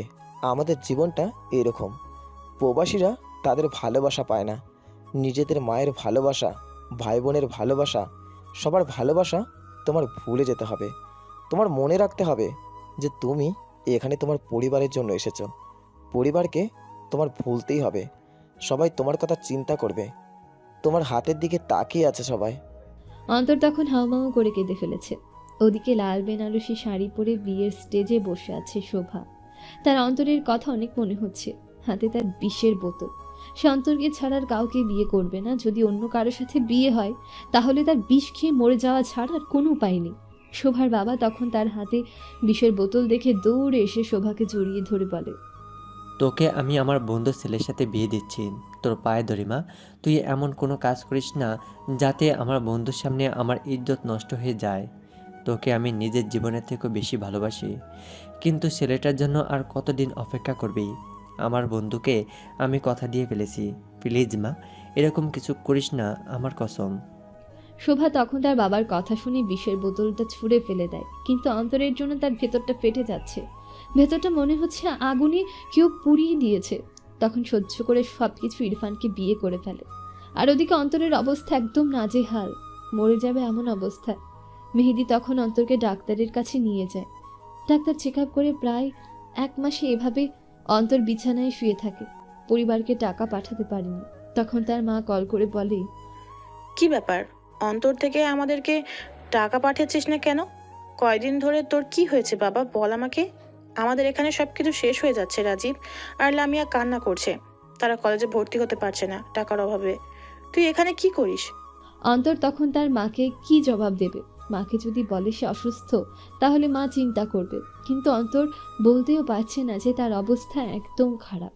তখন অন্তর তার মাকে বলে, এখানে অনেক সমস্যা হয়েছে, সেই জন্য টাকা দিচ্ছে না। আমি কয়েকদিনের ভিতরেই তোমাদেরকে টাকা পাঠিয়ে দিচ্ছি। এখানে কাজ বন্ধ ছিল, আবার কাজ শুরু হবে আগামীকাল থেকে, তখন তোমাদেরকে টাকা পাঠিয়ে দেব। মেহেদি তখন পাশে বসে কথাগুলো শুনছিল। আর অন্তরের মিথ্যা কথা শুনে তার চোখেও জল চলে আসলো, কারণ এরকম কত মিথ্যা সে তার পরিবারকে বলেছে। অন্তর ফোনটা রাখতেই মেহেদি এসে জড়িয়ে ধরে, কান্না করে বলল, আমাদের জীবন কি এরকমই ভাই? আমাদের জীবনে কি কোনো শান্তি নেই? আমরা কি আমাদের জীবনটাকে একটু উপভোগ করতে পারি না? আমরা প্রবাসে এসেছি বলে সবাই কি আমাদের দিকে তাকিয়ে থাকবে? আমাদের হাতের দিকে তাকিয়ে আছে কত মানুষ। আমরা তাদেরকে সুখী করতে গিয়ে নিজেদের সুখটা বিসর্জন দিচ্ছি। আমরা কি আর করব বলো?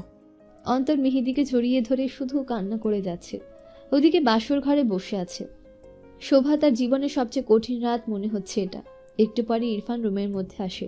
শোভা তখনই ইরফানের দিকে তাকিয়ে কান্না করতে করতে বলে, আমি একজনকে ভালোবাসতাম, আমি তাকে ভুলতে পারছি না। আপনি প্লিজ আমার সাথে জোর করবেন না। আমি আমার বাবার কথা শুনে আপনাকে বিয়ে করেছি। আমি জানি না আপনি কীরকম, কিন্তু আপনার পায়ে ধরে বলি আমি আমার ভালোবাসার মানুষের কাছে ফিরে যেতে চাই, কিন্তু আমার বাবা আমাকে ফিরে যেতে দিচ্ছে না। আপনি প্লিজ আমার সাথে কিছু করবেন না। আমি চেষ্টা করব আপনাকে মেনে নেওয়ার। ইরফান শোভার কথা শুনে কিছু বলল না। সে চুপচাপ শোভার পাশে শুয়ে পড়ল আর শোভার দিকে তাকিয়ে বলল, এখন তাকে ভুলে যেতে হবে। এখন তোমার বিয়ে হয়ে গিয়েছে, আমিই তোমার স্বামী। আর আমাকে আর কোনো দিনও এই কথা বলবে না। আমি তোমার উপর কোনোদিন জোর খাটাবো না, কিন্তু তোমাকে এসব কিছু মেনে নিতেই হবে। কারণ তুমি যেমন তোমার বাবার কথায় বিয়ে করেছো, ঠিক তেমনি আমিও আমার বাবার কথাই বিয়ে করেছি। তাই আমাদের সব কিছু মেনে নিতে হবে। আস্তে আস্তে আমাদের মধ্যে সব ঠিক হয়ে যাবে। আমি আশা করি। শোভা তখন কিছু সাহস নিয়ে ইরফানের পাশে শুয়ে পড়ে, কারণ তার এখন সব কিছু মেনে নেওয়া উচিত। সে তার বাবার কথাই হোক বা যেভাবেই হোক, ইরফানকে যখন বিয়ে করে ফেলেছে এবং তার বাবাকে যখন কথা দিয়ে ফেলেছে, তাহলে এখন সে কিছুই করতে পারবে না। সে এখন এক অদৃশ্য শিকলে বাধা পড়ে গেছে। ওদিকে অন্তর পরের দিন হাজারো শরীরে ব্যথা নিয়ে আর অসুস্থ শরীর নিয়ে কাজে চলে যায় এবং সেখানে কাজ করে। কাজ করতে করতে 1 দিন 2 দিন করে 5টা বছর কেটে যায়। আজ তার মাকে সে কল করেছে, কল করে বলছে, মা, আমি তোমাকে একটা কথা বলি। আমি আজ দেশে ফিরে আসছি। তোমাদেরকে জানাইনি, কারণ তোমরা আমাকে আসতে দিবে না। তোমাদের শুধু টাকার প্রয়োজন। প্লিজ আমাকে আর না করো না। আমি আমার দেশের মাটিকে একটাবার দেখতে চাই। নিজের ছেলের মুখে এমন কথা শুনে অন্তরের মায়ের বুকটা ফেটে যাচ্ছে। এতদিন ধরে অন্তর শুধু দেশে আসার কথা বলতো, কিন্তু অন্তরের মা তাকে বিভিন্ন কারণ দেখিয়ে আসতে দেয়নি। তার কারণ সে তার ভাইদেরকে দেখিয়ে দিতে চায় যে তার ছেলেও পারে, সেজন্য তার ছেলেকে আসতে নিষেধ করেছে। আর এর থেকে বড় কথা হচ্ছে শোভার কথা। শাওনের কাছ থেকে অন্তরের মা শুনেছে। সে বুঝতে পারছে অন্তর ফিরে আসলে কষ্ট পাবে শোভার কথা ভেবে, তাই অন্তরের মা অন্তরকে দেশে আসতে দিচ্ছিল না, কিন্তু এখন আর না করতে পারছে না। তখন অন্তরকে বলে, আমাকে ক্ষমা করে দিস বাবা, আমি তোকে অনেক কষ্ট দিয়েছি। আমি জানি শোভার ব্যাপারে শাওন আর বৃষ্টি আমাকে সব কিছু বলে দিয়েছে। আমি তোকে কষ্ট দিতে চাইনি। দেশে আসলে তুই কষ্ট পাবি, তাই তোকে আসতে দেইনি। তুই আমাকে ক্ষমা করে দিস বাবা। তুই দেশে ফিরে আয়, তুই তোর মায়ের কোলে ফিরে আয়। এখানে আমাদের অনেক সম্পত্তি হয়ে গেছে, আর আমাদের সম্পত্তি লাগবে না। তুই দেশে ফিরে আয় বাবা, তুই তোর মায়ের কোলে ফিরে আয় প্লিজ। অন্তর যখন ফোনটা রেখে চিন্তা করতে থাকে সে কোথায় ছিল এবং কোথায় এসে পৌঁছেছে।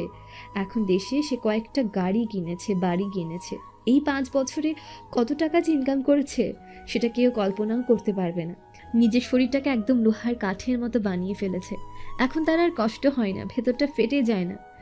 শুধু শোভার জন্য মন খারাপ হয় না, কিন্তু বললেই কি ভালোবাসা ভুলে থাকা যায়?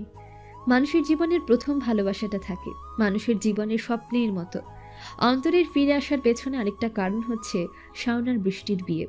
শাওন এখন একটা প্রাইভেট কোম্পানির ম্যানেজার। বৃষ্টিও তার বাবা মাকে বলে রাজি করিয়ে নিয়েছে। দুজনেই ভালো পরিবারের সন্তান, তাই দুজনের বিয়েতে ঝামেলা হয়নি। অন্তর তখন দেশে ফিরে আসে। আসার পর তার বোনকে দেখে অবাক হয়ে যায়। তার বোনকে কত ছোট রেখে গিয়েছিল, ইন্টার পরীক্ষার্থী একটা মেয়েকে রেখে গিয়েছিল। আজ তার বোন এক সন্তানের মা। রাজীবকে দেখে জড়িয়ে ধরে। রাজীব এখন অনার্স 3য় বর্ষের ছাত্র, অনেক বড় হয়ে গেছে তার ভাই। তখন তারা বাড়িতে ফিরে যায়। বাড়িতে গিয়ে নিজের বাড়িতে সে নিজেই অবাক হয়ে যায়। কই সেদিনের চালওয়ালা বাড়ি, আজ তার বাড়ি 3 তলা, কিন্তু শুধু একটা জিনিস নেই, সেটা হচ্ছে ভালোবাসা। সব কিছুই আছে তার জীবনে, কিন্তু ভালোবাসা নেই। অন্তর তখন 3 দিন পরে চলে যায় বৃষ্টি আর শাওনের বিয়েতে। শাওনের বিয়েতে যাওয়ার সময় বৃষ্টির জন্য উপহার নিয়ে যায়। উপহার হিসেবে সে প্রায় 3 লক্ষ টাকা দিয়ে একটা হার কিনে নিয়ে যায়, আর সাথে 5 লক্ষ টাকা দিয়ে কিনেছে একটা হীরের পাথর বসানো পাইল। কারণ সে একদিন শোভাকে কথা দিয়েছিল যে সে যদি কোনো একটা কাজ পায় তাহলে হীরার তৈরি একটা পাইল দেবে। কিন্তু শোভা তো তার হলো না। কিন্তু শোভার স্বপ্নটা সে পূরণ করতে চায়, তাই সে সেটা কিনে নিয়ে যায়। যদি বৃষ্টির বিয়েতে শোভা আসে তাহলে নিশ্চয়ই শোভার সাথে দেখা হবে। নিজের গাড়ি নিয়ে চলে যায় বৃষ্টির বিয়েতে। সেখানে গিয়ে বৃষ্টির সাথে দেখা হয়। শাওনকে অনেকদিন পর জড়িয়ে ধরেছে অন্তর। তখন বৃষ্টির হাতে তার উপহারটা দিয়ে দেয়। তখন হঠাৎ করে একটা ছেলে দৌড়ে আসে তার দিকে, এসে বলতে থাকে। একটা ছোট ছেলের মুখে এটা শুনে অন্তর পেছনে ফিরে তাকায়। সে তাকিয়ে সামনে থাকা আরেকটা মানুষকে দেখে। মানুষটাকে দেখে সে অবাক হয়ে যায়, কারণ সামনে থাকা মানুষটা শোভা। পেছনে আরেকটা লোককে দেখতে পাচ্ছে, হয়তো শোভার স্বামী। কিন্তু ছেলেটা অন্তরকে কেন বাবা বলতে চাইছে? তখন শোভা অবাক দৃষ্টিতে তাকিয়ে আছে অন্তরের দিকে। তখন ইরফান কিছুটা পেছনে চলে যায়। সে হয়তো বুঝতে পেরেছে এখন তাদেরকে কিছু সময় একা থাকতে দেওয়া উচিত। এই 5 বছরে অনেক পরিবর্তন হয়ে গেছে শোভার মধ্যে। সে এখন ইরফানের সাথে মানিয়ে নিয়েছে। অনেকটা অভিমান জমে গেছে অন্তরের প্রতি। এতদিন সে অপেক্ষা করেছে, আর অপেক্ষা নয়। সেই জন্য এখন 3 বছরের একটা ছেলে আছে, আবির তার নাম। অন্তর তখন আবিরকে জড়িয়ে ধরে কান্না করে দেয়। শোভা অন্তরের কান্না দেখে সে নিজেও কান্না করে দেয় এবং আবিরকে সেখান থেকে সরিয়ে নিয়ে যেতে চায়। তখন অন্তর বলে, শোভা, আমি আজ তোমার সামনে কিছু দাবি নিয়ে আসিনি। শুধু তোমাকে একটা জিনিস দিতে এসেছি, তুমি এই জিনিসটা আমার গ্রহণ করো প্লিজ। শোভা তখন অন্তরের দিকে করুণ দৃষ্টিতে তাকায়। অন্তর নিজের পকেট থেকে সেই পায়েলটা বের করে শোভার হাতে দেয়। শোভা পায়েলটা দেখে হাউমাউ করে কান্না করে দেয়, আবিরকে জড়িয়ে এবং সেখান থেকে দৌড়ে চলে যায়, কারণ সে এখন আর অন্তরের সামনে দাঁড়াতে পারবে না। অন্তর তখন বৃষ্টি আর শাওনের কাছ থেকে বিদায় নিয়ে সেখান থেকে চলে আসে, কারণ সেও এখন এখানে থাকতে পারবে না। বাসায় এসে কান্না করতে থাকে, দুইজন দুই দিকে কান্না করছে। এভাবেই কত ভালোবাসা চলে যায় আমাদের জীবন থেকে, কত ভালোবাসা আমাদের সামনে আসে, কত সময় আমরা দেখতে পাই ভালোবাসাগুলো, কিন্তু সেই ভালোবাসাগুলো পূর্ণতা পায় না। প্রবাসী মানুষগুলো আমাদের জীবনের জন্য কত ভূমিকা পালন করে, কিন্তু তারা কতটা সুখী আছে সেটা কি আমরা একটাবার দেখার চেষ্টা করি? আমরা হয়তো তাদের উপর অনেক চাপ সৃষ্টি করি, এটা দাও ওটা দাও, কত আবদার করি তাদের কাছে, কিন্তু তারা সেই আবদারগুলো পূরণ করতে নিজেদের সুখ বিসর্জন দেয়, নিজেদের অস্তিত্বকে তারা ধ্বংস করে দেয়। আমরা তাদেরকে সম্মান জানাই, হে ভাইরা তোমরা অনেক ভালো, তোমরা আমাদের জীবনে যত ভূমিকা রেখেছ, তোমরা আমাদের দেশের অর্থনীতিতে যতটা ভূমিকা রেখেছ, তোমাদের আমরা কি বলে ধন্যবাদ দেব সেটা আমরা ভাষায় খুঁজে পাচ্ছি না। শুধু একটা কথাই বলতে চাই, সাবধানে থাকুন, নিরাপদে থাকুন প্রিয় ভাই ও বোনেরা।